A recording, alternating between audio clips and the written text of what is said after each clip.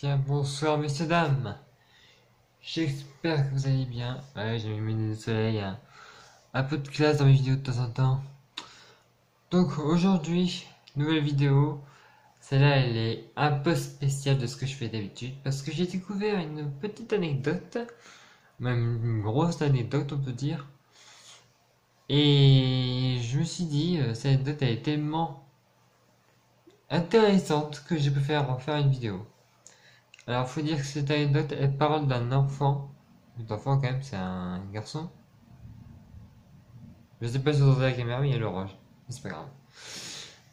Donc, cette anecdote, elle parle d'un enfant qui a dormi avec un python. Vous voyez, le python, quoi. C'est un serpent très, très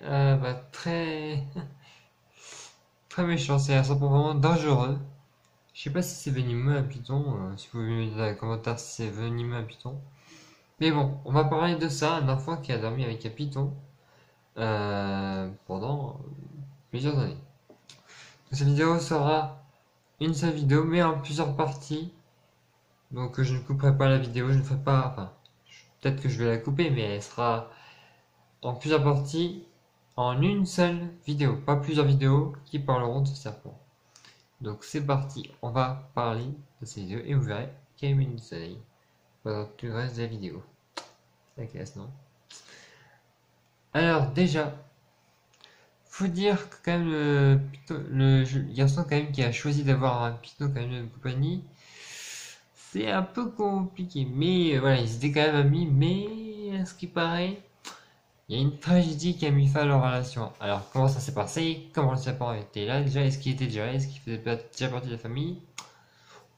On va tout savoir. On va tout d'abord quand même, pour vous, je tiens à dire que si vous pensez adopter un animal de compagnie, prenez le temps d'y réfléchir quand même. Prenez vraiment le temps d'y réfléchir. C'est pour ça que l'histoire de cet enfant, il pourrait vous aider à donner des raisons d'y réfléchir. Donc voilà. Il a choisi quand même, lui, il a choisi d'adopter un python comme je vous l'ai dit, mais un accident s'est produit. Donc là, on peut dire que la première partie s'appelle Un enfant et son python comme ami. Donc vous savez que de nos jours, de plus en plus de personnes choisissent des animaux de compagnie différents de chiens et chats. C'est le cas de Sampa, donc c'est le nom de l'enfant. C'est un enfant cambodgien, hein, qui a adopté un python femelle de 6 mètres de long et qui pesait plus de 120 kilos. Vous imaginez le truc. Donc bien qu'il soit inhabituel pour un enfant d'adopter un animal aussi dangereux, une relation très forte s'est développée entre les deux et cela a duré plusieurs années. Au fil du temps, l'enfant et le python sont devenus les meilleurs amis. Malheureusement, leur amitié a pris fin suite à un tel accident et le garçon et ses parents s'attendaient sûrement pas à ce qui allait se passer. Donc vous allez voir quand même ce qui s'est passé. Donc déjà, comment le serpent est-il arrivé chez eux? Ça c'est important de le savoir. Vous allez voir qu'ils l'ont pas adopté dans une animalerie parce que sinon ils l'auraient pas fait. Donc là, ça commence bizarre parce qu'ils disent que la mère de l'enfant a eu un rêve étrange avant la naissance de son fils. Elle y a vu un serpent qui protégeait sa famille. Donc déjà un serpent, en quoi un serpent protège sa famille? Ça sert à rien. Moi j'aurais pas un serpent qui protège la famille, j'aurais laissé dans la cage et puis voilà. Mais ça me dérange pas, j'aime pas les serpents. Donc 3 mois plus tard, son mari a découvert un petit serpent sous leur lit. Donc le petit, je sais pas s'il faisait ça ou ça, mais moi j'ai jamais eu de serpent donc je sais pas. Déjà un serpent sous le lit, moi je le dégage. Et c'est exactement ce que le père a voulu faire au début. Parce qu'au début, le père a voulu se débarrasser du serpent. Mais chaque fois que celui-ci, le serpent bien sûr, est retourné dans la chambre du garçon, ils ont donc décidé d'adopter l'animal et l'ont nommé Chamran. Chamran, comme ça. Comme Rome ou Chamran, je sais pas. Mais vous voyez, vous vous débarrassez d'un serpent, là tu retournes direct dans la chambre de votre gosse. Vous faites quoi? Moi je déménage direct. En espérant que le serpent me suive, bien sûr. Pendant plusieurs années, l'enfant et le python ont vécu ensemble. Donc déjà, tranquille, t'as un python, il protège ton gosse. Tranquille, quoi. Mais les parents ont quand même été, les parents ont été surpris du lien qui s'est créé entre eux. Ils ont donc pris bien soin de l'animal, voilà. Ça prend bien soin d'un animal, tranquille. Et donc, l'enfant, lui quand même, pendant plusieurs années, l'enfant et le python ont vécu ensemble, donc les parents, tranquilles, ils sont toujours normaux. Et l'enfant aussi, il ne voulait pas se séparer du serpent. Donc quand tu te sépares d'un serpent, je vois pas en quoi ça... D'accord, tu te sépares pas du serpent, tranquille, il est avec toi, il est tranquille. Moi, ce que je fais avec mon chat, qui est d'ailleurs en train de dormir là. Bref. Donc ils voulaient pas se séparer du serpent, mais ils ont même dormi ensemble. Ce que je fais avec mon chat, c'est ce que je dis. Mais l'enfant, il était quand même un peu bébé, puisqu'il était encore dans son berceau. Donc le serpent était dans le berceau avec l'enfant. C'est un peu compliqué quand même de savoir ça. Moi, je voudrais pas dormir avec un serpent. La gosse, moi, j'aurais pas un gosse qui dort avec un serpent dans le berceau. Moi, je dégage direct le berceau, le serpent, quoi, je vous le dis.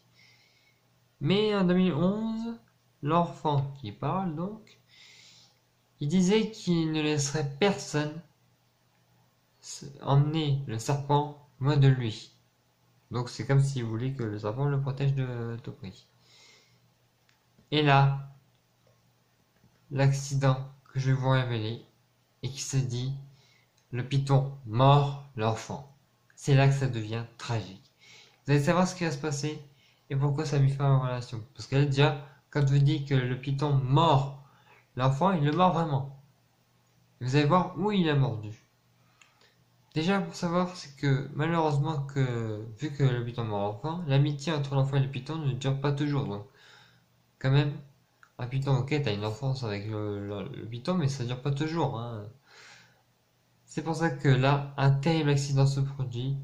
Bien que l'animal ait toujours été très calme, donc vous voyez, tranquille, il est calme, il fait rien de truc, avec le petit garçon, et bien son comportement change soudainement. En même temps, vu le serpent qui grandit, 6 mètres de long et 120 kilos, là, tu bats direct avec ton serpent.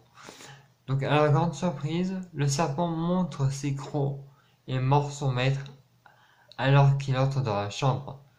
Là, c'est direct ciao. Là, c'est ciao pour l'amitié. Heureusement, le père de l'enfant intervient rapidement et retire immédiatement les crocs du serpent de la jambe de son fils. Donc vous voyez, ça devient pile à la jambe. Vous imaginez un serpent qui vous mord à la jambe.